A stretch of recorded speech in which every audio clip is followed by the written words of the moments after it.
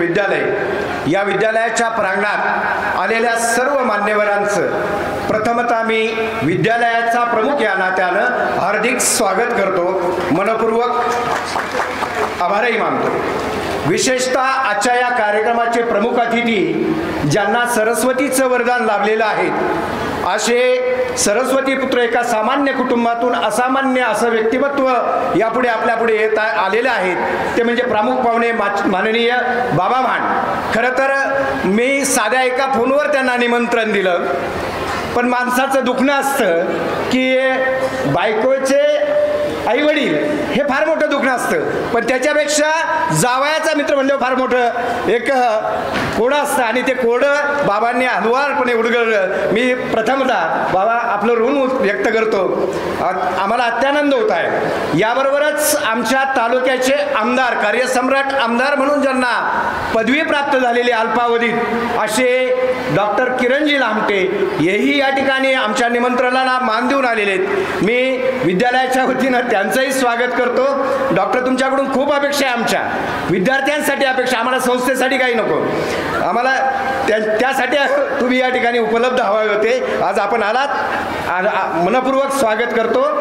विद्यालयाचे या संस्थेचे प्रमुख माननीय अध्यक्ष, ज्यांच्यावर गुरुवर्य रवी पाटणकरांनी खऱ्या अर्थानं धुरा सोपवलेली आहे, की जे समर्थपणे विचाराचा, आचाराचा आणि भावनेचा इथल्या मातीची नाळ जुळवून घेतील, असे आपल्या कार्यक्रमाचे आजचे अध्यक्ष आणि सत्यनिकेतन संस्थेचे अध्यक्ष माननीय ॲडव्होकेट मनोहरजी देशमुख यांच्या कर्तृत्वाबद्दल सगळ्याबद्दल बोलणं आपण फार वेळा बोललेलं आहे। पण बाबा, हे नसते तर कदाचित आमच्या पुढे एक प्रश्न निर्माण झाला होता की काय करायचं। खूप शोधबोध घेतला गुरुवर्य पाटणकरांनी की कुणाच्या खांद्यावर सोपवायचं, तर ते आमच्या अध्यक्षांच्या खांद्यावर सोपवलं गेलेलं आहे। मला खात्री आहे निश्चितपणानं ती ही धुरा समर्थपणे पेटतील आणि हा वारसा गुरुवर्य पाटणकरांचा आणि सर्व चळवळीचा वारसा कायम ठेवतील, ही खात्री आहे। याबरोबरच या कार्यक्रमाच्या निमित्तानं माजी प्राचार्य, या सत्यनिकेतन संस्थेचे सचिव, माजी सचिव,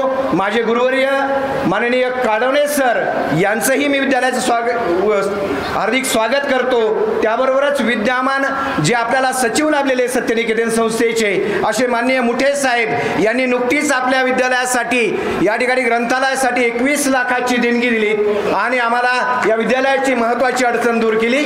मी त्यांचंही 51 लाख देणगी दिलेली, मी त्यांचंही स्वागत करतो आणि आभार व्यक्त करतो। याबरोबरच ज्यांनी संस्थेची विस्ताराची एक चांगली मोठी पडत्या काळामध्ये धुरा सांभाळली असे माझे मार्गदर्शक मित्र, सखा, सर्व काही आमचे व्ही नवले सर हेही या ठिकाणी आलेत, माझ्या विनंतीला मान देऊन त्यांचंही स्वागत करतो। आणि विशेषतः साहित्य क्षेत्रामध्ये आपल्या तालुक्यामध्ये ज्यांनी वेगळा ठसा उमटवलेला आहे असे डॉक्टर सुनील शिंदे हेही आलेले आहेत। आपल्याच विद्यालयाचा माजी विद्यार्थी माननीय राहुलजी भांगरे हे संशोधक, वैज्ञानिक म्हणून काम करतायत, त्यांचंही पुन्हा एकदा जोरदार सगळ्यांसाठी, मान्यवरांसाठी एकत्रित टाळ्या वाजवा।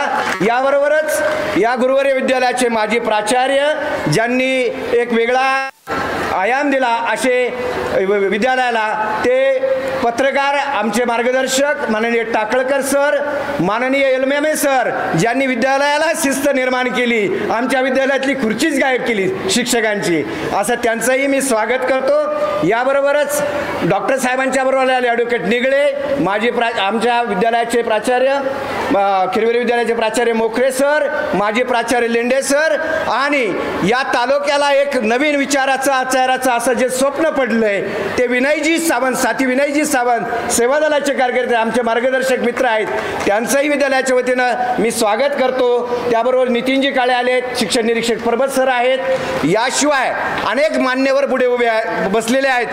खरं तर मी आता पत्रकारांचा सोडून सगळे आपलेच आहेत, म्हणून पत्रकार आमचे महाले सर हेही या ठिकाणी आलेत, माझे मित्र आणि आमचे प्रवीणजीचे मित्र, दोघांचे मित्र सर बाबा, ते हेमंत आवारी मुद्दाहून लोकमतचं अत्यंत चांगलं काम करतात, निर्भीड पत्रकारिता करतात, त्यांचंही स्वागत करतो। विद्यालयाचे प्राचार्य बनकर सर हेही आले, बनकर सर इकडे यावर, आपलं स्वागत आहे.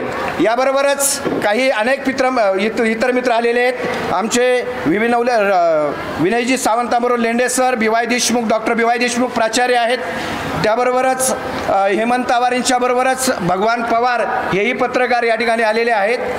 नाव राहिले भांगरेच गेलं सुरुवातीला चाल भांगर केशव भांगरे दिव्यांग आमचा विद्यार्थी. आम्हाला सांगायला अभिमान वाटतो बाबा, पुढे दिव्यांग विद्यार्थी उभं राहून यांनी महाराष्ट्रातले सगळे गडकिल्ले सर गेलेले दिव्यांग असताना त्यांचंही विद्यालयाच्या वतीनं विद्यार्थी मित्रांनो ही प्रेरणा आहे तुमच्या पुढे. याशिवाय इतर अनेक मान्यवर आपले काही राहिलेले आहेत. मला वाटतं त्यांनी शब्द दिला. डॉक्टर तांबे या ठिकाणी त्यांच्या वतीनं उपस्थित राहणार आहेत. मी त्यांचाही आमचे मित्र राजू जाधव यांचा नामोल्लेख राहून गेला, मला माफ करा. अनेक सगळेच मित्र आहेत, सगळ्यांचा नामोल्लेख करणं अशक्य आहे. आणि आमच्या देशमुख साहेबांच्या बरोबर सतत सावलीसारखे राहणारे नाडेकर साहेबही गेल्या मला वाटतं दुसऱ्यांदा या वर्षात दुसऱ्यांदाच आले, सतत सावलीसारखे राहायचे. नाडेकर साहेब आपलंही मनपूर्वक स्वागत. एकदा सर्वांसाठी तुम्ही आलेले सगळे पालक, अजून काही येणार आहेत, काही मुख्याध्यापक इतर येणार आहेत, विशेषतः मराठी संघाचे जे लोक आहेत तर ते सर्व येणार आहेत. त्या सर्वांचं मी प्रथमतः स्वागत करतो. या सर्वांसाठी एकाच वेळेस 3 क्लॅप आपल्या विद्यालयाच्या वतीने तुमच्या वतीने. आणि स्वागतच खूप वाढलेलं आहे, त्याच्यामुळे देशमुख साहेब म्हणे बोलणार नाही, परंतु आता प्रास्ताविक स्वागत आणि सगळंच माझ्याकडे आलेलं आहे. थोडंसं तोही भाग प्रास्ताविकाचा आहे घेतो. या विद्यालयाच्या बाबतीत जर आपण पाहिलं तर हे विद्यालय 1958 साली स्थापन झालेलं आहे. त्यापूर्वी या भागामध्ये महाराष्ट्र शासनाची जी योजना होती सर्वोदय, विनोबा भावे आणि महात्मा गांधींच्या चळवळीला अनुसरून त्या उपक्रमाअंतर्गत रामराज्याची जी संकल्पना आहे, ग्राम स्वराज्याची संकल्पना आहे, ती साकार करण्यासाठी सर्वोदय योजना सुरू झाली होती. या सत्यनिकेतनच्या स्थापनेचा हा मूळ पाया आहे सर्वोदय चळवळ, जी विनोबा भावे आणि महात्मा गांधींच्या विचारावर आधारित आहे. त्यासाठी थोर स्वातंत्र्य सेनानी आणि गांधीवादी नेत्या माननीय मदनताई आणि त्यांच्याबरोबर बापूसाहेब शेंडे यांनी पुण्यात सोडून या भागामध्ये कार्याला सुरुवात केली. नंतरच्या कालखंडामध्ये गांधीजींचा हा विनोबा भावेंचा विचार थोडा थोडा कालबाह्य होत गेला आणि अल्पावधीतच ती योजना बंद झाली. पण इथल्या या कार्याचं करायचं काय, चालवायचं काय हा प्रश्न निर्माण झाला होता. आणि त्यावेळेस पाटणकर साहेबांनी एक लेख लिहिला होता. बापूसाहेबांच्या आव्हानाला त्यांनी आहे ती नोकरी, संपादकाची नोकरी सोडून या भागामध्ये अखंड आयुष्य त्यांनी या ठिकाणी गाडून घेतलं आणि सत्यनिकेतन संस्थेची स्थापना केली. 1958 साली हे विद्यालय स्थापन केलं आणि त्या माध्यमातून वेगवेगळे उपक्रम राबवले. बाबा मला आज सांगायला आनंद वाटतो की या ठिकाणचा 50 वर्षापूर्वी 70 वर्षापूर्वीचा भाग म्हणजे गडचिरोली चंद्रपूर यापेक्षाही भयानक होता. आज जी चंद्रपूरची अवस्था आहे तशी या भागाची अवस्था असती, कारण या लोकांनी या ठिकाणी आले. इथे डाव्या चळवळीचा प्रभाव होता, काही कडव्या संघटना होत्या जी यांना विरोध करत होते, यांना तोंड देत अगदी जीवानिशी त्यांच्यावर हल्ले झाले. पण या लोकांनी आपलं कार्य सोडलं नाही. अखंडपणे आयुष्य पती पत्नीसह इथे 24 तास 30 दिवस 12 महिने ते इथे राहिलेत. इथे कुठेही नव्हतं. कुडाच्या पाचाच्या झोपड्यांमध्ये आदिवासींचं जे जीवन होतं तसं ही जीवन माणसं जगलीत. संस्था नावारूपाला आणली, अनेक उपक्रम चालवले, रोजगारासाठी चालवले, संस्कारही दिले आणि एक सभ्य समाजाच्या निर्मितीमध्ये अतिशय मोलाचा वाटा घेतला. ही जर लोक आली नसती तर गडचिरोली आणि चंद्रपूरमध्ये जी अवस्था आज आहे, मागासले पण अंधश्रद्धा, दारिद्र्य, कुपोषण या समस्या आजही आपल्याला या ठिकाणी पाहायला मिळाल्या असत्या. मला आनंद होतोय की यांच्या सावलीखाली आम्ही वाढलोय. मी लहानपणापासून त्यांच्या संपर्कात होतो. या माणसांचा त्याग आमच्या नवले सरांनी पाहिलेला आहे. खरं त्यांना बोलायला संधी आपण नंतर देऊ, कार्यक्रम संपल्यानंतर. एक अत्यंत आणि थकल्यानंतर काय करायचं, स्वतःच्या वारसाला त्यांनी हे संस्था हँडओव्हर केली नाही. बाबा आम्हाला डॉक्टर साहेब हे सगळ्यात महत्त्वाचं आहे की त्यांना ते खूप शोध घेत होते. मी त्याचा साक्षीदार आहे, नवले सर साक्षीदार आहे. त्यांचे पाऊस सुद्धा या ठिकाणी निघत नव्हते की हे एवढा मोठा पसार सांभाळणार कोण. पण नवले सरांनी सिनियर कॉलेज मिळालं आणि त्या माध्यमातून आपले आधारस्तंभ माननीय देशमुख साहेब त्यांचं पाऊल या ठिकाणी पडलं आणि त्यांना सार्थ वाटलं अतिशय समर्थपणे निसंकोचपणे या सगळ्या सत्यनिकेतन संस्थेची धुरा त्यांच्यावर सोंबवली. मित्रांनो, साधी सामान्य गोष्ट नाही. ज्यांनी ऋषितुल्य जीवन जगलं, सर्वोदयचा विचार कायम ठेवला आणि त्या विचारासाठी आपल्या ॲडव्होकेट मनोहररावजी देशमुख यांची नेमणूक केली. मला खूप अभिमान वाटला, आम्ही कधीच विसरणार नाही. आणि म्हणूनच आम्ही आपल्या या सर्वोदयच्या आणि सत्यनिकेतनच्यासाठी कुणी नसलो तरी सर्व काही आहोत. कुठल्याही प्रसंगाला आम्ही तुमच्याबरोबर आहोत आणि हे सर्वोदयचे विचार, आचार, भाव सगळे जपण्यासाठी मी आज या ठिकाणी मुद्दामून जाहीर करतो मित्रांनो की आजच्या कॉर्पोरेटच्या जीवनामध्ये हे सत्यनिकेतन आणि सर्वोदयचं अस्तित्व वेगळं राहावं म्हणून आजही माझी विद्यार्थी डॉक्टर साहेब आम्हाला तुमचं सहकार्य लागणार आहे. आजही माझी विद्यार्थी आणि आजही माझी शिक्षक यांचा रजिस्टर संघ स्थापन केलेला आहे. आजच्या निमित्तानं मी त्याची जाहीर घोषणा करतो आणि तुम्हाला लवकरच फ्लॅश करेल. तुमचे आजोबा पंजोबा निश्चितपणे याच्यामध्ये सहभागी होतील आणि हा सत्यनिकेतनचा सर्वोदयचा इतिहास पुन्हा जिवंत होईल. मित्रांनो, अहवाल वाचनाची सुद्धा जबाबदारी माझ्याकडे आलेली आहे, पण फार काय वाचणार नाही, बोलणार नाही. आणि आम्ही अहवाल आपल्यासमोर सादर केलेले आहेत. मित्रांनो, तुम्हाला अहवालामध्ये सगळं माहिती आहे. ठळक फक्त काही गोष्टी आम्ही वेगवेगळे उपक्रम राबवले आहेत. 1850 विद्यार्थी आमच्या या विद्यालयामध्ये शिक्षण घेतात. अनेक सगळ्या बाकीचे जे विद्यालयात घेतात ते सर्व उपक्रम आम्ही घेतो. आमचा निकाल सुद्धा अत्यंत उत्कृष्ट आहे या भागाच्या मनानं. परंतु विशेष आम्ही जे उपक्रम राबवले त्यामध्ये आमची वृक्षदिंडी संदीप मालुंजकर या समाजसेवकांना 2000 वृक्ष आमच्या विद्यार्थ्यांना दिले, ते लावले, जतन केले आणि तालुक्यात आमचा नंबर मिळवला आम्ही त्या बाबतीमध्ये. 8 ऑगस्ट हा एक क्रांती दिन आणि आदिवासी दिन आम्ही एक वेगळेपणानं साजरा केला सुट्टी असतानाही. आमच्या विद्यार्थ्यांचं करावं तेवढं कौतुक कमीच आहे. आणखीन एक गणपती उत्सव फक्त लोक छंदासाठी करतात, तो एक शोभेचा दिवस झाला, पण या उत्सवाचं स्वरूप होतं ते जनजागृती. आम्ही त्या माध्यमातून पर्यावरणपूरक असे उत्सव साजरे करावे, देवी देवतांच्या मूर्त्यांची विटंबना होऊ नये, नद्या ओढ्या नाल्यांचं प्रदूषण होऊ नये म्हणून एक वेगळा उपक्रम चालू वर्षी सुरुवात केला. वाचन प्रेरणा दिन जो आहे या विद्यालयानं महाराष्ट्रामध्ये बाबा आमचा नंबर आलेला आहे. आमचे हे विद्यार्थी दिवस रात्र पुस्तक वाचतात. आमची लायब्ररीची अडचण आता दूर झालेली, एक रूम इकडे स्वतंत्रपणे भरून की ठेवायची कुठं पुस्तकं. आमचे विद्यार्थी याच्यामध्ये सहभागी, विशेषतः वसतिगृहातल्या विद्यार्थ्यांचं कौतुक करावं तितकं कमीच आहे.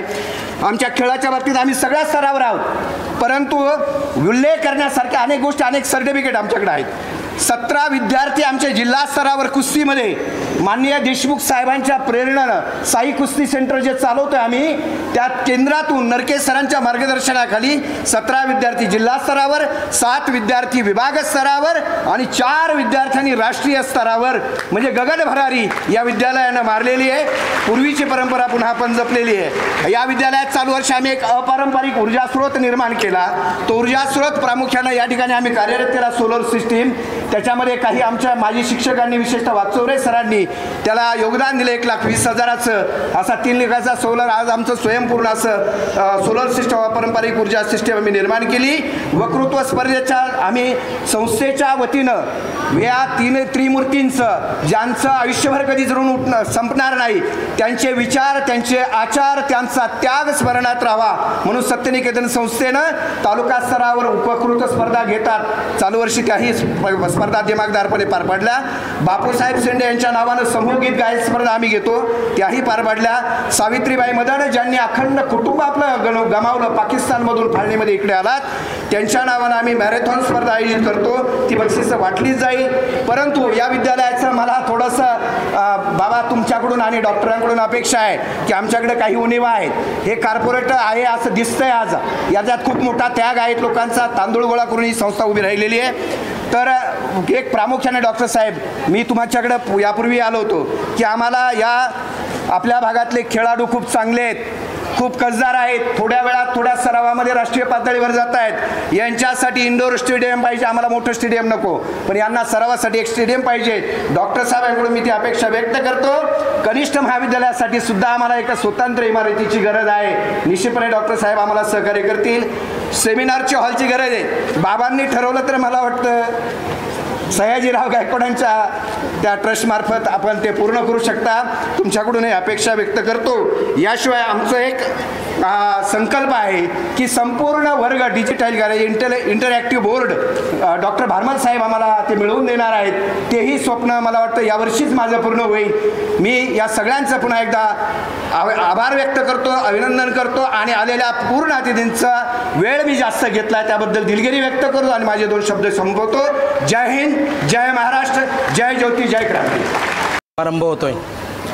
एकदा नव्हे तर तब्बल साहेब 2दा महाराष्ट्र राज्य साहित्य संस्कृती मंडळाचे 2दा अध्यक्ष होते बाबा भांड. 6वीमध्ये असताना डायरी लिहिली, 8वीमध्ये असताना डॉक्टर बाबासाहेब आंबेडकरांचं पुस्तक वाचलं तुझभाऊ, आणि त्या पुस्तक वाचल्यानंतर एक झपाटलेलं व्यक्तिमत्व त्यांच्यामध्ये तयार झालं.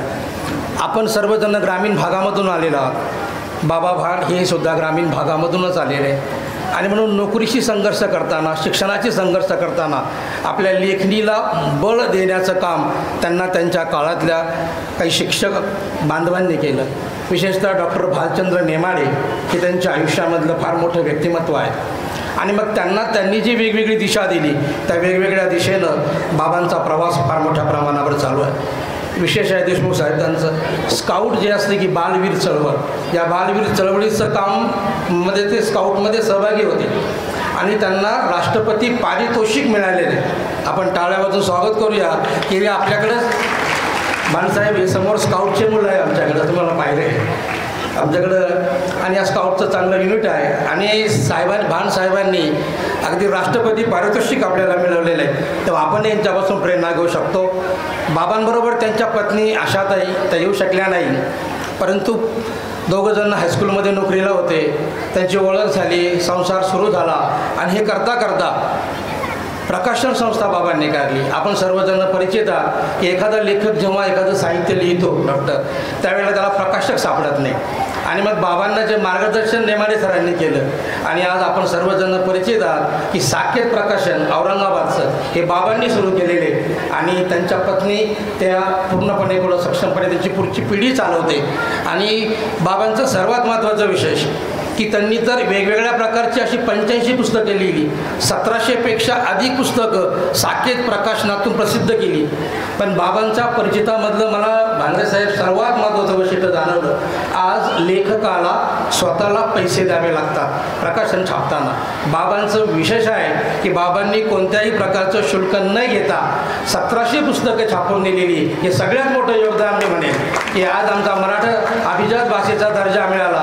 दिल्लीमध्ये अखिल भारतीय मराठी साहित्य संमेलन लांबडे साहेब होणार आहे आणि म्हणून या मराठी भाषेची पताका लावण्याचं काम बाबा आणि त्यांचे सगळे सहकारी करतात. वाचन आहे, लेखन आहे, शेती, प्रवास, छायाचित्रण हे सगळं कामं करता करता ते आपलं अविरतपणे सगळं काम चालू आहे. काही सामाजिक काम चालू आहे आणि या कार्यक्रमानंतर आपण प्रकट मुलाखत लेखकाची हा कार्यक्रम आपण इथं ठेवलेला आहे. त्यासाठी का की एका इतक्या मोठ्या दुर्मिळ लेखक आंतरभारतीय जे 9वीचं पाठ्यपुस्तक आहे त्या 9वीचं सर मराठीच्या पाठ्यपुस्तकामध्ये साहेबांचा पाठ आहे, पण आपल्याकडं कुमार भारती आहे, ते कुमार भारतीमध्ये नाही, त्या आंतरभारतीमध्ये त्याचा समाविष्ट आहे. आणि अशा प्रकारचे मोठं व्यक्तिमत्व विद्यालयाला लाभलेलं आहे. त्यामुळं आपण सर्वजण एकदा परत बाबांच्या प्रती सलाम व्यक्त करूया, टाळ्या वाजवून स्वागत करूया. दुसरं व्यक्तिमत्व आहे आपले आदरणीय आमदार किरण लामटे साहेब. सगळ्यात महत्त्वाची गोष्ट देशमुख साहेब आपल्या विद्यालयाचे माजी विद्यार्थी आहेत, ही सगळ्यात महत्त्वाची गोष्ट आहे. आणि म्हणून आपल्या सत्यनिकेतन संस्थेचं जे रोपटं आहे, विशेषतः नवले सर हे सगळे जुने सगळे त्यांचे शिक्षक आहेत, काही आमचे वर्ग शिक्षक आहे, महाले सर हे सगळे आहेत. आणि म्हणून की या विद्यालयातला एक माजी विद्यार्थी एकदा नव्हे तर तब्बल 2दा आमदार म्हणून निवडून आले, म्हणून डॉक्टर आपल्याला अभिमान आहे. आणि आपण जनतेच्या सेवेसाठी विशेषतः कोरोनामध्ये देवदूत म्हणून जे काम केलं ते अकोले तालुका नक्की जाणून आहे. आणि आपण जे झपाट्यानं व्यसनमुक्तीचं व्रतही आपल्या हाती घेतलं, असे विविध सामाजिक काम आपण करतायत. आणि पुन्हा एकदा जयंतनं आपल्याकडे नायकत्व दिलेलं आहे. यानंतर माननीय डॉक्टर सुधीर तांबे यांचं आगमन होते. आपण सर्व टाळ्या वाजवून स्वागत करूया. पदवीधर संघाचे माजी आमदार आणि सत्यनिकेतन संस्था आणि तांबे परिवार आणि थोरात परिवार यांचा फार मोठा ऋणानुबंध आहे, म्हणून डॉक्टरांचं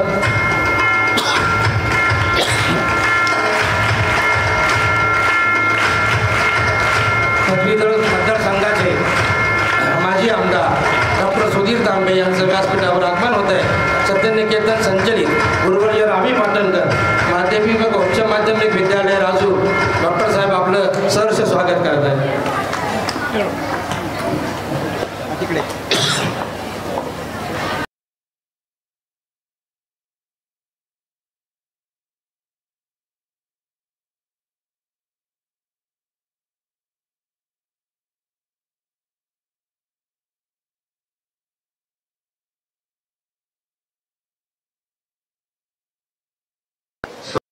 सर्वोदय विद्या मंदिर माध्यमिक व उच्च माध्यमिक विद्यालय यांचा वार्षिक पारितोषिक वितरण समारंभ संपन्न होतो।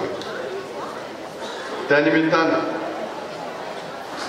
या कार्यक्रमाचे अध्यक्ष, आपल्या सर्वांचे मार्गदर्शक, आपल्या तालुक्याचे सुपुत्र आदरणीय ॲडव्होकेट मनोहरराव देशमुख साहेब, त्याचबरोबर आज आपल्या सर्वांना मार्गदर्शन करण्यासाठी आले आणि साहित्य क्षेत्रामध्ये ज्यांचं नाव आहे, मला वाटतं बऱ्याच आदिवासी क्रांतिकारकांवरती त्यांनी पुस्तकं पण लिहिलेली आहेत आणि तो जी काही पुस्तकं लिहिली ते आदिवासी संशोधकांचं एक अभ्यासाचा विषय आहे। ते आदरणीय बाबा भांड, त्याचबरोबर आदरणीय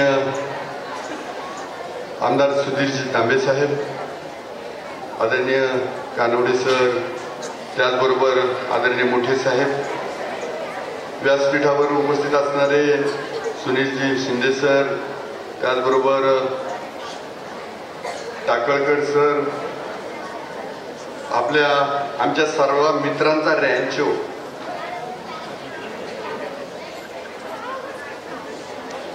राची म्हणजे राहुल चिंदू भांगरे आणि सर्वच व्यासपीठावर सन्माननीय उपस्थिती, समोर असणारे सर्व वार्ताहर, पालकवर्ग,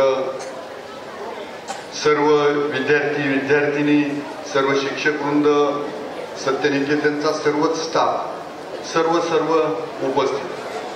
खरं तर या मुलामुलींनी जे काही, त्यात मुलीच मला वाटतं सर्व सहभागी होत्या। आज सर्व मुलीच आघाडीवर आहेत असं बरोबर ना मुलींनो? मग आमच्या पोरांना काय, कारण सगळे मुलींचे कार्यक्रम पाहिले। शंकरराय होता तो मुलगीच होती आणि एवढा सुंदर कार्यक्रम म्हणजे विलोभनीय सादर केला। मनापासून त्या सगळ्या मुला मुलींसाठी टाळ्या वाजवा।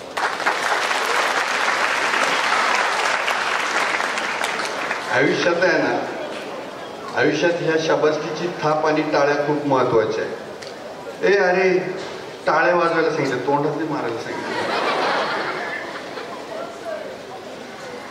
पहिल्या बाकावर बसल्या त्यात खोडकर तुम्ही म्हणजे लक्ष जाणार ना तर आयुष्यामध्ये मी काय सांगितलं, शाबासकीची थाप आणि टाळ्या खूप महत्वाच्या असतात। त्यामुळे कधीच या बाबतीत कंजूसपणा कुठेच करू नका। शिक्षकांनी करू नका, पालकांनी करू नका। पोरांनी यश संपादित केलं, चांगलं काम केलं का शाबासकी द्या, काही चुकलं तर थोडस त्यांना जाणीव करून द्या, म्हणजे सगळं काही चांगलं घडेल ही अपेक्षा। मुलांना तुम्हाला माहित आहे का तुम्ही कुणाच्या शाळेमध्ये शिकताय? माहित आहे? तुम्ही रावी पाटणकरांच्या शाळेत शिकताय, बरोबर ना? तुम्ही सावित्रीबाई मदनच्या शाळांमध्ये शिकताय, बरोबर ना? अजून कुणाच्या? वा वा, बापूसाहेबांचं नाव घेतलं त्याच्यासाठी टाळ्या वाजवा। ही माणसं तुम्ही पाहू शकले नाही, बरोबर ना? पाहिले का तुम्ही त्यांना? नाही पाहिले। आम्हाला वाटायचं आम्ही गांधीजींना पाहिलं नाही, साने गुरुजींना पाहिलं नाही, पण ही माणसं आम्हाला दिसली, आम्ही स्वतःला भाग्यवान समजायचो। मी या शाळेचा विद्यार्थी, सुरुवातीला सर्वोदय वसतिगृहाचा अकोल्याचा विद्यार्थी। आम्ही पाटणकर साहेब यायचं म्हटलं की अशी वाट पाहायचो का कधी येतील, त्याची इच्छा वाटायची की ही माणसं, आणि कितीतरी वेळ यांच्या सहवासात राहावं असं वाटायचं।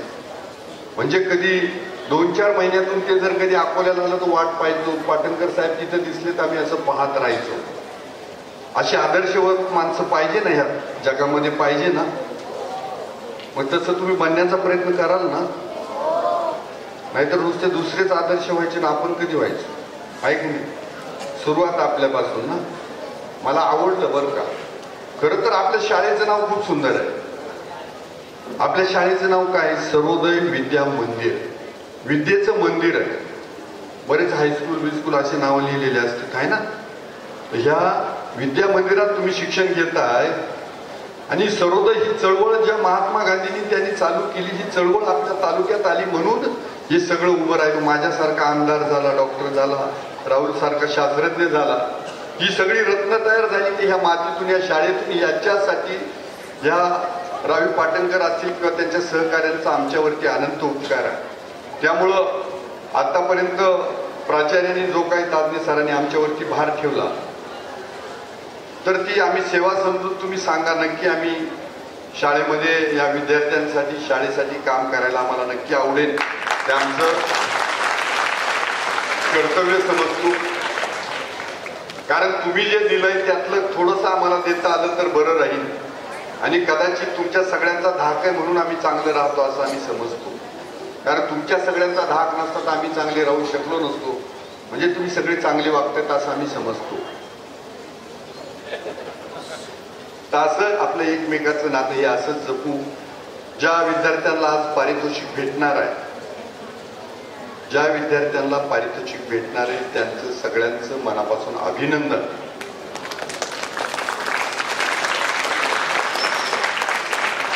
आणि ज्यांनी सहभाग घेतला त्यांचं पण अभिनंदन.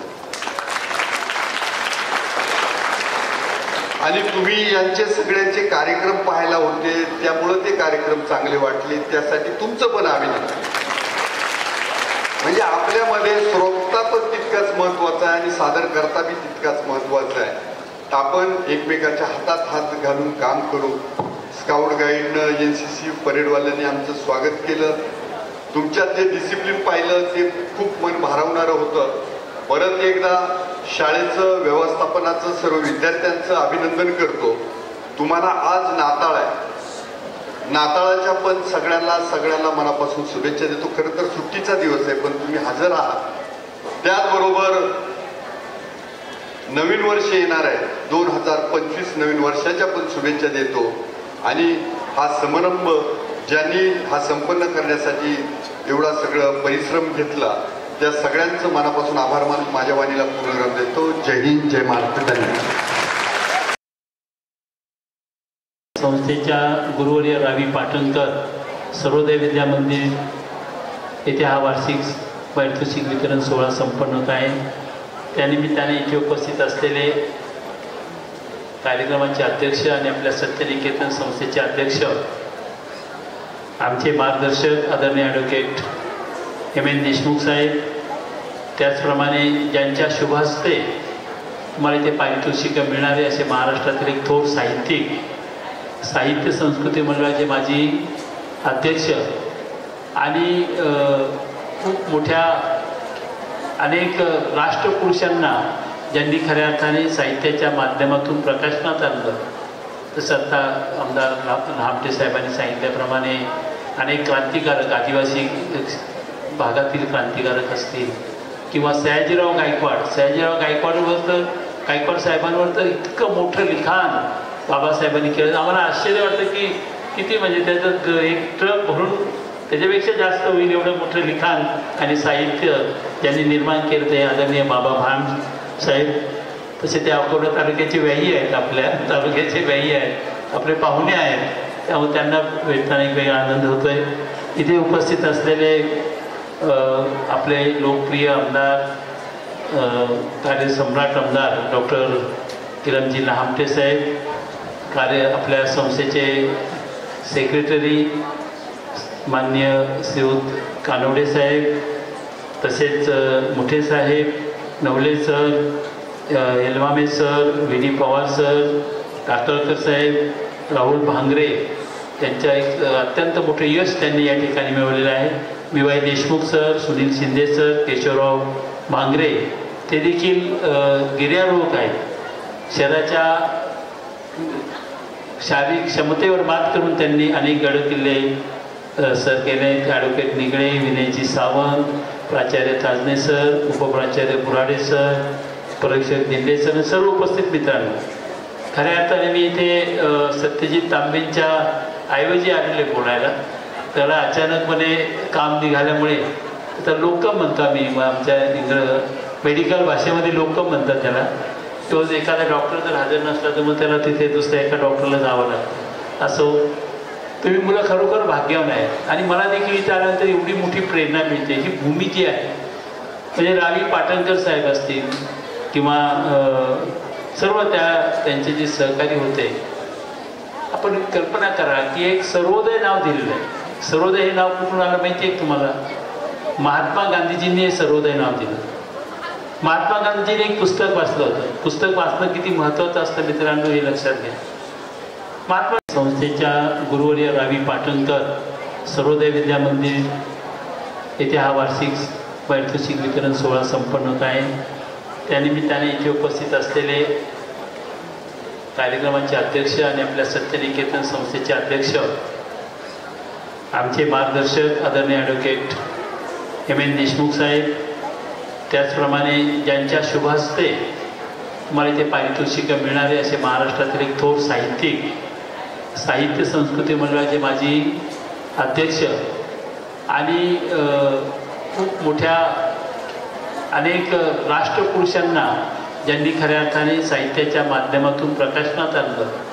तसं आता आमदार लहामटे साहेबांनी सांगितल्याप्रमाणे अनेक क्रांतिकारक आदिवासी भागातील क्रांतिकारक असतील किंवा सयाजीराव गायकवाड साहेबांवर तर इतकं मोठं लिखाण बाबासाहेबांनी केलं. आम्हाला आश्चर्य वाटतं की किती म्हणजे त्याचं एक ट्रक भरून त्याच्यापेक्षा जास्त होईल एवढं मोठं लिखाण आणि साहित्य ज्यांनी निर्माण केलं ते आदरणीय बाबा भाम साहेब. तसे ते अकोला तालुक्याचे व्याही आहेत, आपल्या तालुक्याचे व्याही आहेत, आपले पाहुणे आहेत. त्यामुळे त्यांना भेटताना एक वेगळा आनंद होतोय. इथे उपस्थित असलेले आपले लोकप्रिय आमदार कार्यसम्राट आमदार डॉक्टर किरणजी लहामटे साहेब, आपल्या संस्थेचे सेक्रेटरी माननीय श्रीयुत कानवडे साहेब, तसेच मुठे साहेब, नवले सर, एलमामे सर, विनी पवार सर, टाकळकर साहेब, राहुल भांगरे यांच्या एक अत्यंत मोठे यश त्यांनी या ठिकाणी मिळवलेलं आहे. विवाई देशमुख सर, सुनील शिंदे सर, केशवराव भांगरे ते देखील गिर्यारोहक आहेत. शहराच्या शारीरिक क्षमतेवर मात करून त्यांनी अनेक गडकिल्ले सर केले. ॲडव्होकेट निगळे, विनयजी सावंत, प्राचार्य ताजने सर, उपप्राचार्य बुराडे सर, परीक्षक दिंडे सर, सर्व उपस्थित मित्रांनो, खऱ्या अर्थाने मी इथे सत्यजित तांबेंच्या ऐवजी आलेले बोलायला. त्याला अचानकपणे काम निघाल्यामुळे तर लोकम म्हणतो आम्ही, आमच्या मेडिकल भाषेमध्ये लोकम म्हणतात त्याला. तो एखादा डॉक्टर जर हजर नसला तर मग त्याला तिथे दुसऱ्या एका डॉक्टरला जावं लागतं. असो, तुम्ही मुलं खरोखर भाग्यवान आहेत आणि मला देखील इथं आल्यानंतर एवढी मोठी प्रेरणा मिळते. ही भूमी जी आहे म्हणजे रावी पाटणकर साहेब असतील किंवा सर्व त्यांचे जे सहकारी होते. आपण कल्पना करा की एक सर्वोदय नाव दिलेलं आहे. सर्वोदय हे नाव कुठून आलं माहिती आहे तुम्हाला? महात्मा गांधीजींनी हे सर्वोदय नाव दिलं. महात्मा गांधीजींनी एक पुस्तक वाचलं होतं. पुस्तक वाचणं किती महत्त्वाचं असतं मित्रांनो हे लक्षात घ्या. महात्मा गांधी एक वकील होते. फार मोठी प्रॅक्टिस आहे त्यांची चालत नव्हती. पण मग एका साध्या वकिलाचे, साध्या हा शब्द म्हणजे एका महात्म्यामध्ये कसं रूपांतर झालं तर त्या पुस्तकामुळे झालं. त्याचं नाव अन टू द लास्ट. रस्किन यांनी लिहिलं ते पुस्तक ज्याच्यामध्ये त्यांनी सांगितलं होतं की तुम्ही जे काही कराल ते समाजातल्या सगळ्यात शेवटच्या माणसाचा जेव्हा उद्धार होईल त्यावेळेस वेळेस तुम्ही चांगलं काम केलं असं म्हणता येईल. मग ते राज्यकर्ते असतील किंवा सामाजिक कार्यकर्ते असतील. आणि म्हणून महात्मा गांधीजींनी सतत त्यांचे जीवनभर या सर्वोदयची कल्पना मांडली. त्यांनी सांगितलं की कुठलंही सरकार जेव्हा एखादी योजना तयार करत असतं त्याचं श्रेष्ठत्व किंवा त्याचं महत्त्व त्याच वेळेस असतं की जेव्हा ते समाजातल्या शेवटच्या घटकापर्यंत पोहोचत असतं. आता सांगणारे खूप असतात, वाचणारे खूप असतात, पण कृती करणारे किती असतात? कृती करणारे फार थोडे असतात. कोणते पाटणकर साहेबांच्याबद्दल मी तर इतकं कुठे पाटणकर साहेबांचा पुण्यात जन्म झाला, एक सुखवस्तू कुटुंब, छान आनंदात राहायचं, पुण्यासारख्या शहरात राहायचं, ते सोडून ते 50च्या सुमारास म्हणजे आजच्या बघा त्यावेळेस कसा असेल सगळा हा आपला परिसर, किती अवघड असेल. अशा या परिसरामध्ये यायचं आणि जो समाजातला शेवटचा घटक आहे तो वंचित राहिलेला आहे त्या आदिवासी बांधवांची सेवा करायची, त्यांना शिक्षित करायचं, त्यांना त्या ठिकाणी प्रगतीपथावर न्यायचं हे स्वप्न पाहून आदरणीय रावी पाटणकर साहेब इथे आले. ते आले त्यावेळेस एक ट्रंक म्हणतात, ट्रंक माहिती आहे तुम्हाला, पेटी असते का, पत्र्याच्या पेटी होते, त्या पेटीमध्ये सामान घेऊन आले आणि जेव्हा गेले तेव्हा सुद्धा एका ट्रंकमध्ये सामान घेऊन गेले. याला काय म्हणतात? त्याग. इतका प्रचंड त्याग मित्रांनो या आपल्या मागच्या पिढीतील लोकांनी केला आणि म्हणून आजचं ऐश्वर्य आपण त्या ठिकाणी भोगत आहोत. महात्मा गांधीजींच्या मुळे मिळालेली प्रेरणा, कारण महात्मा गांधीजींचं जे नैतिकता होती ती हिमालयासारखी उंच होती आणि त्या नैतिकतेमुळं असंख्य तरुण त्या ठिकाणी स्वतःचं जीवन या राष्ट्रकार्यासाठी समर्पित करू शकत होते. म्हणून मला असं वाटतं की तुम्ही सर्व भाग्यवान आहात की अशा एका महान व्यक्तीने किंवा महान पुरुषाने, महान मानवाने या संस्थेची स्थापना केली आहे. त्यांचं स्वप्न आपण नेहमी डोळ्यासमोर ठेवायचं. तुम्ही काय देऊ शकता रावी पाटणकरांना? काय देणार तुम्ही रावी पाटणकरांना? त्यांनी जे स्वप्न पाहिलं होतं ते स्वप्न त्यांच्या स्वतःचं नव्हतं, ते स्वप्न होतं या देशाचं होतं, विशेषतः या देशामध्ये राहणाऱ्या आदिवासी बांधवांसाठी होतं. आणि ते स्वप्न पूर्ण करणं म्हणजे रावी पाटणकर साहेबांची स्मृती ठेवणं, त्यांचा विचार मनामध्ये ठेवणं हे होत असतं. मी मध्यंतरी व्हिएतनामला गेलो होतो साहेब, तिथे हो ची मिन यांचा पुतळा पाहिला, त्यांचं स्मारक आहे. ते फार सुंदर वाक्य, ते मला इतकं आवडलं. तिथे लिहिलं होतं की mister president Ho Chi Minh, you are in our heart and in our action. आपण अर्धच असतं, आपण युअर हार्टमध्ये खूप आहे. शिवाजी महाराज आहेत, महात्मा फुले आहेत, पण आपल्या कृतीमध्ये किती आहे? आपल्या कृतीमध्ये ते फार अभावाने दिसतात. तर नुसतं हृदयामध्ये ठेवायचं, जय जयकार करायचा, वेळ प्रसंगी त्यांच्यासाठी भांडणं करायची, भांडणं लावायची, हे सगळे प्रकार चालू आहेत. परंतु त्यांनी दिलेले विचार कृतीमध्ये आणण्याचा प्रयत्न आपण करतो का?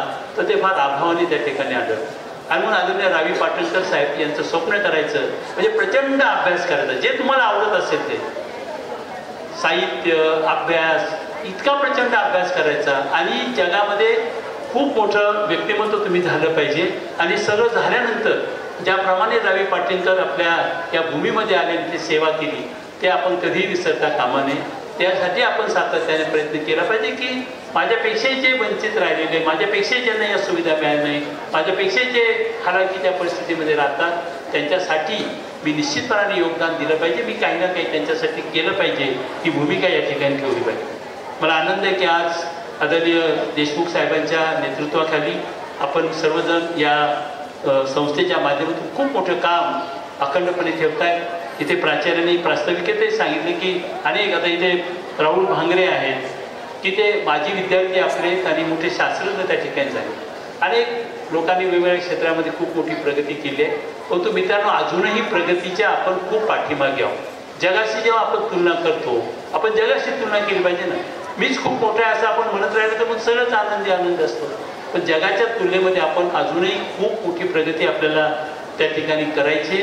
ती प्रगती करण्यासाठी शिक्षण हेच प्रभावी माध्यम आहे.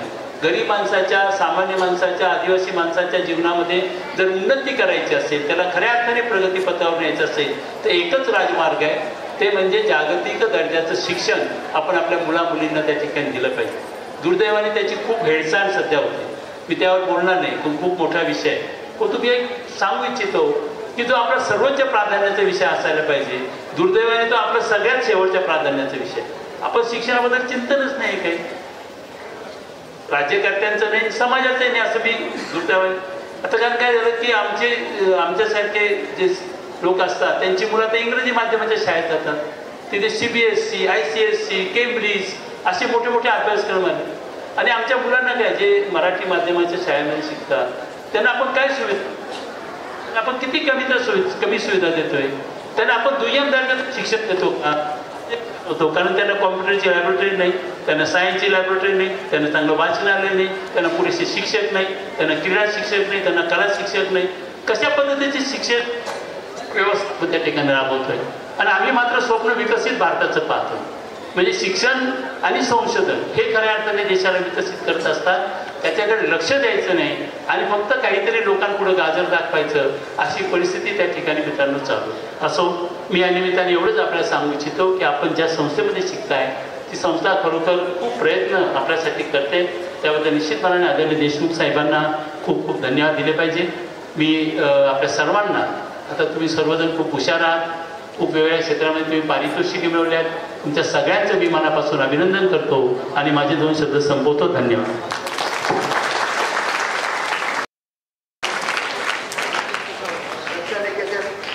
संस्थेच्या आजच्या बक्षीस वितरण समारंभासाठी मान्यवर आदरणीय देशमुख सर,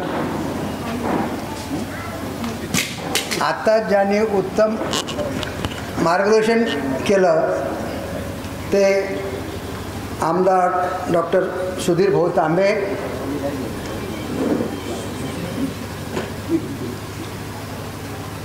डॉक्टर किरण लहामटे सर उत्तम बोलले, त्यांना जायचं ते गेले. व्यासपीठावरील सर्व मान्यवर आणि या कार्यक्रमामध्ये जे माझे विद्यार्थी विद्यार्थिनी बंधू आणि भगिनीची उपस्थिती जास्त आहे, मी तुमच्यासाठीच बोलणार आहे. मोठ्यांसाठी थोडं बोलेल 2-4 मिनटं, पण मी तुमच्या विद्यार्थी आणि विद्यार्थिनीसाठीच बोलणार आहे. तांबे साहेबांनी सांगितलं की स्वप्न बघितलं पाहिजे आणि स्वप्नाची पूर्तता करण्यासाठी शेवटी शिक्षण, विज्ञान, प्रयत्न याची गरज असते आणि हे संस्काराचं काम शिक्षक करतात. शिक्षक महाविद्यालयातील असतील, प्राथमिक शाळेतले असतील किंवा वरिष्ठ शिक्षणातले असतील. मुलांनो, तुम्हाला बघत असताना मला माझं बालपण आठवलं. ज्या काळामध्ये आमच्या गावामध्ये 4थीपर्यंत शाळा नव्हती, दुसऱ्या गावामध्ये शिकायला गेले असताना आमचे जे मुख्याध्यापक होते, जर एखादा शिक्षक जर बाहेरगावी रजेवर असतील, शाळेत आले नसतील, तर तासभर ते पुस्तकं वाटायचे वर्गामध्ये आणि तेवढ्या वेळामध्ये तुम्ही मिळालेल्या पुस्तकाचे 40-50 मिनटामध्ये तुम्ही जे वाचलं ते घरून लिहून आणायला सांगायचे. या 2 गोष्टी व्हायच्या. तुम्ही वाचलं ते तुम्हाला किती कळालं हे व्यक्त होण्यासाठी लिहावं लागायचं ना. अपघाताने त्या काळात माझ्या हातामध्ये एक पुस्तक आलं.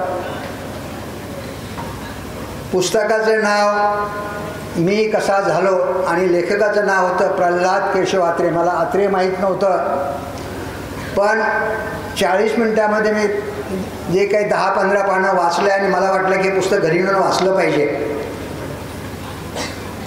मुख्याध्यापकाकडून परवानगी घेऊन ते पुस्तक मी 10-15 दिवस घरी येऊन हळूहळू वाचलं. प्रल्हाद केशव आत्रे शिक्षक कसे झाले, पत्रकार कसे झाले, नाटककार कसे झाले, समाज जीवनामध्ये राजकारणात त्यांनी काम कसं केलं आणि मला वाटायला लागलं मला लिहिता येईल का. मी 40 पानाची वही घेतली आणि तुमच्यासारखंच माझं खेडं. त्या गावामध्ये चॉकलेट गोळ्या वगैरे काही नसायच्या. गूळ आणि शेंगदाणे हेच आमचं त्या काळातलं खाद्य. आणि एक प्रसंग मी लिहायला सुरुवात केली. ती 40 पानं लिहून झाली आणि माझ्या वडिलांचं दुःखद निधन झालं. माझं लिहिणं थांबलं. पण आयुष्यामध्ये संस्कार करणाऱ्या गोष्टी जसं वाचन असतं, तसंच बालवीर चळवळ असेल, NCC असेल, स्काउट असेल, मुलांचं गाईड असेल. आमच्या शाळेमध्ये स्काउट पथक होतं. त्या पथकामध्ये मला भाग घेण्याची संधी मिळाली आणि 8वीत असताना 1966 साली राष्ट्रपती राधाकृष्णन यांच्या हस्ते त्या काळामध्ये ग्रामीण भागातला कदाचित पहिला विद्यार्थी म्हणून मला राष्ट्रपती पदक मिळालं. बैलगाडीतला पोरगा रेल्वेने दिल्लीला गेला. मॅट्रिक पास झालो. त्यावेळेस गुरुजी मला सुरुवातीला विचार तुला काय व्हायचं. सुरुवातीला मला वाटायचं पोलिसाला घाबरायचं, पोलीस व्हावं वाटत होतं. माझा लहोराचा मित्र म्हणाला का रे उडण खटाला चालणारा जो त्याला वैमानिक म्हणतात माहीत नव्हतं. उडण खटाला उडवणारा ड्रायव्हर व्हायचं म्हणायचा. पण आत्र्यांचं पुस्तक वाचलं आणि मला वाटलं की आपल्याला लेखक व्हायचं आहे. शिक्षकाच्या संस्कारामुळं 4थी बोर्ड परीक्षेत जिल्ह्यात मी पहिला आलो होतो. 7वी बोर्ड परीक्षेत पहिला आलो. मॅट्रिकमध्ये 75% मार्क पडले. आणि जेव्हा प्रवेश घ्यायला औरंगाबादच्या सरस्वती भुवन महाविद्यालयात गेलो, शंकरराव चव्हाण मुख्यमंत्री होते, त्यांचे पुतणे नारायणराव चव्हाणांचे चिरंजीव डेमॉन्स्ट्रेटर होते. मी कला शाखेत प्रवेश मागितला. म्हणाले, तुला मार्क पडले, डॉक्टर इंजिनियर होऊ शकशील, तू कला शाखेला का चाललास? मी त्यांना म्हटलं, सर मला लेखक व्हायचं आहे. ते म्हणाले, मूर्ख आहेस का? वडिलाला घेऊन ये. माझे वडील लहानपणीच वारले होते 6वीला असताना, आणि सरांनी मला प्रवेश दिला. हे का सांगतो तुम्हाला की मला वाटलं की लेखक व्हायचं आहे. त्या लेखक होण्यासाठी मग स्वतःच्या अभ्यासासोबत इतर वाचनाची सुद्धा गरज असते. आता तांबे साहेबांनी सांगितलं ना, ज्ञानाचे सोर्स काय आहेत? शिकवणं आहे आणि ग्रंथ वाचन आहे.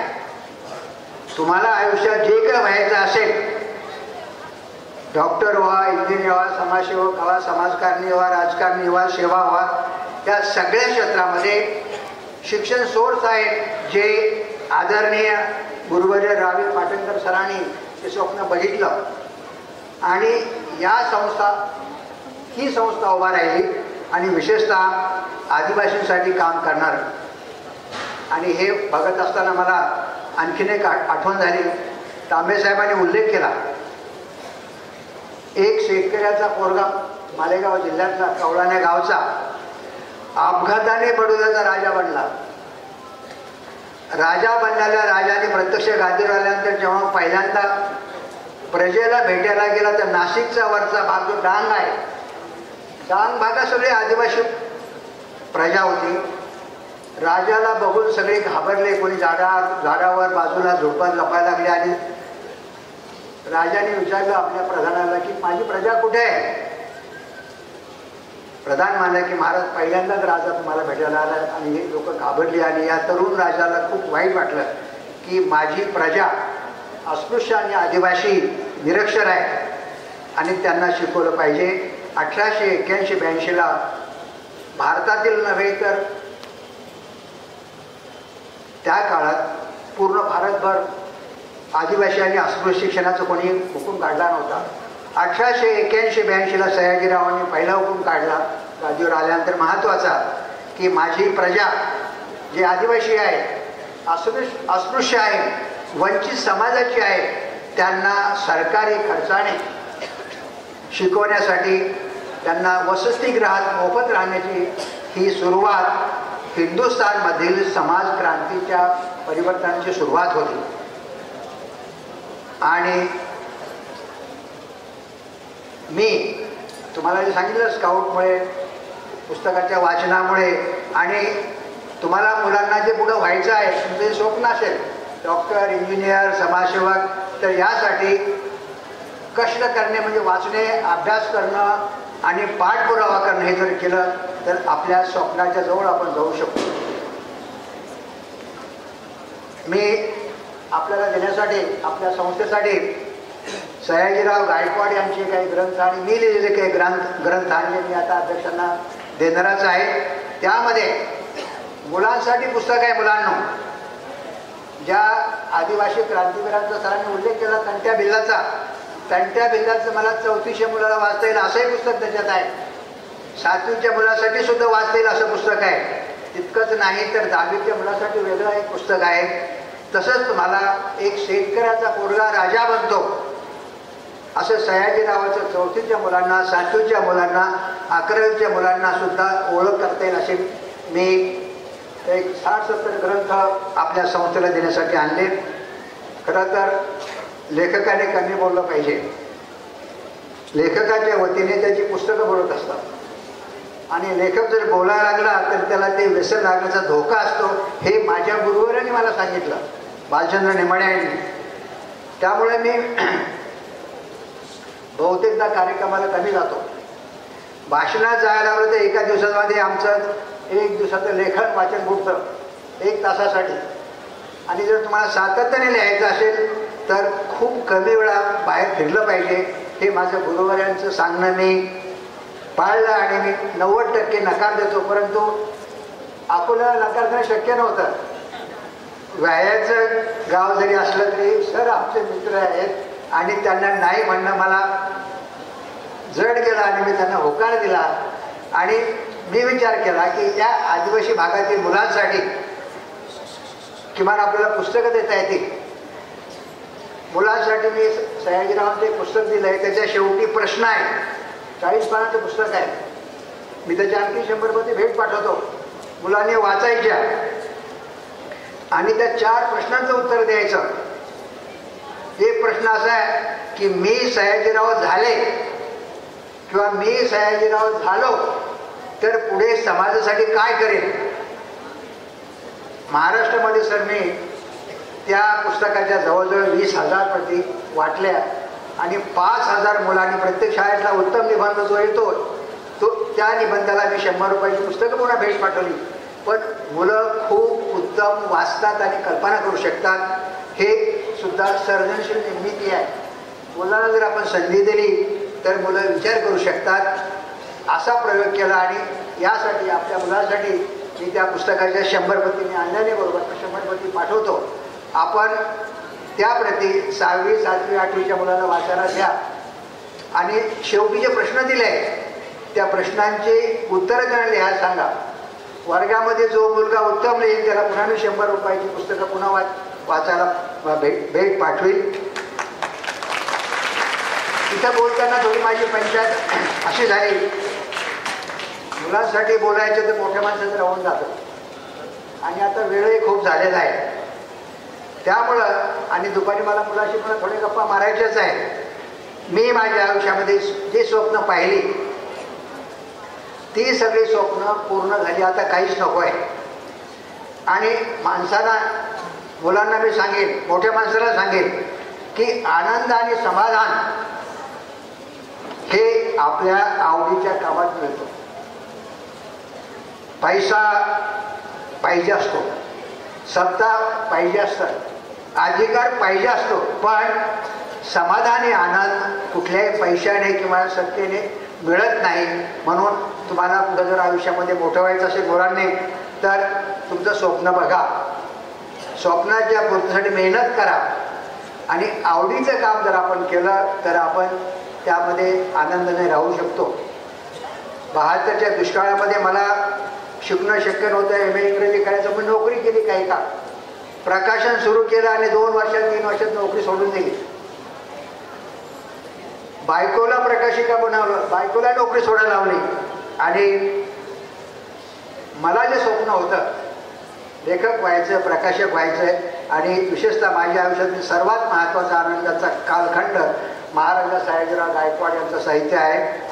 सर्व क्षेत्रामध्ये डोंगराएवढं काम केलेला हा माणूस, पण फुले शाहू आंबेडकरांच्या महाराष्ट्राने सयाजीरावला विसरलं. आज तांबेसाहेब हिंदुस्थानमधले कुठलाच मोठा माणूस सुटला नाही ज्याने सयाजीरावने मदत केली. फुले आहेत, आंबेडकर आहे, शाहू महाराज आहेत.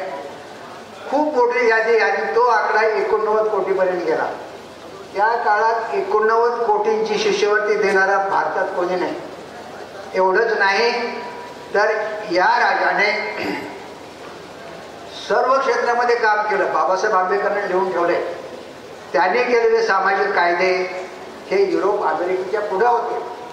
पण दुर्दैवाने भाषावार प्रांतरचनेमध्ये गुजरातमध्ये बडोदा केला. यशवंतराव चव्हाण साहेबांनी खूप महत्त्वाचा निर्णय 1962 साली घेतला होता. सयाजीरावाचं जन्मशताब्दी वर्ष होतं, पण यशवंतरावांना संरक्षण मंत्री म्हणून दिल्लीला जावं लागलं आणि कोणीतरी झालीतल्या शुक्राचार्याने ती फाईल दाबून टाकली. जर ती फाईल दाबली नसती तर महाराष्ट्रामध्ये फुले, शाहू, आंबेडकर, अण्णाभाऊ साठे, टिळक सगळ्यांच्या अगोदर महाराष्ट्र शासनातर्फे सयाजीरावाचं काम आलं असतं.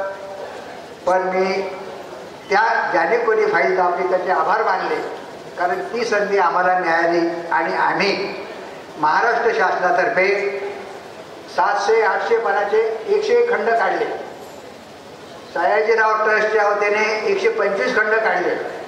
साकेत प्रकाशनाने 17 काढले. म्हणजे 57,000 पानाचे 225 ग्रंथ 10 वर्षात केले. हे काम हिंदुस्थानमधील कुठल्याही युगपुरुषाचं झालं नाही. आणि हा माणूस जात पात धर्म याच्या पलीकडे मानवता बघणारा माणूस होता. पण गुजरातमध्ये गेल्यामुळे महाराष्ट्रीयन लोकांनी त्याला गुजराती राजा मानलं आणि गुजरातमधल्या माणसाने मराठी राजा म्हटलं. हे राहून गेलं. तर मी विद्यार्थ्यांना सांगेन की मी सयाजीरावांची तुम्हाला 100 पुस्तकं शाळेत पाठवणार आहे. 11वी-12वीची मुलंही वाचतील. त्या मुलांना शेवटच्या प्रश्नांची उत्तरं लिहायला सांगा. ज्या मुलांची प्रत्येक वर्गामध्ये उत्तर निबंध येईल त्या मुलांसाठी मी पुन्हा 100 रुपयाची पुस्तकं भेट घ्यायला इथे येईल. आपण जर हे केलं तर उद्या ही मुलं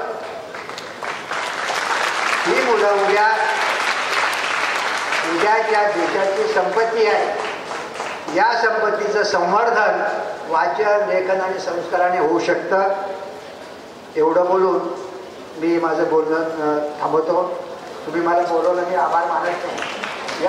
या निमित्ताने माझ्या नातेवाईकाच्या गावाला, हे सगळा भाग माझा नातेवाईकच आहे, मला येता आलं.